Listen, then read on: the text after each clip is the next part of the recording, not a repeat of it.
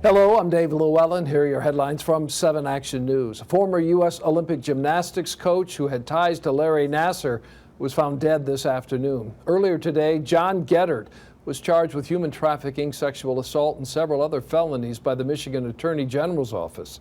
Michigan State Police say Geddert's body was discovered at a rest area on eastbound I-96 in Clinton County just before 3:30 this afternoon.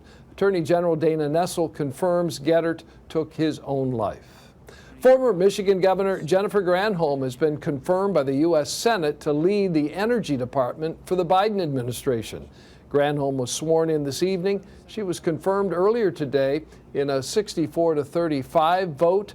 Granholm will be tasked with helping President Biden transition the U.S. toward clean energy as part of his goal to put the country on a path toward carbon neutrality by 2050. Republican lawmakers in Lansing have approved $2 billion in COVID relief for Michigan, but they're holding back on billions more in federal funding. Today, the state Senate okayed a bill that stops the state from distributing additional vaccine doses to more vulnerable communities. They say race and socioeconomic status should not be factors in vaccine distribution.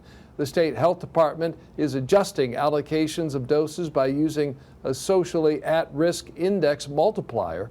It includes indicators such as poverty, unemployment, minority status, lack of transportation, and crowded housing. The $2 billion funding legislation now heads to the Republican-controlled House. The football programs at the University of Michigan and Northwestern University are teaming up for an historic first. They've created a rivalry game trophy named for an African-American player.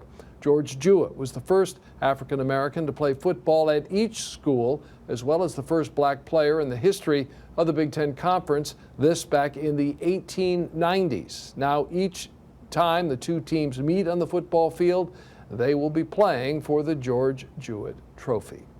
Here's Chief Meteorologist Dave Rexroth now with a check of your 7 First Alert forecast. Going to be chillier tonight, low 20s in Detroit, teens in the suburbs. If we get some fog, it's a big if, but if we do, you're going to have to slow down. That extra moisture and those kind of cold temperatures obviously could be a problem with some slippery spots on the roads.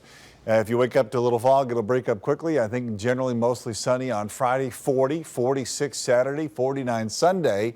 However, Friday night into Saturday morning, a little mixture of some rain and freezing rain possible. By the time you get up and get started, it won't be 30 on Saturday morning. It'll be in the low to mid 30s.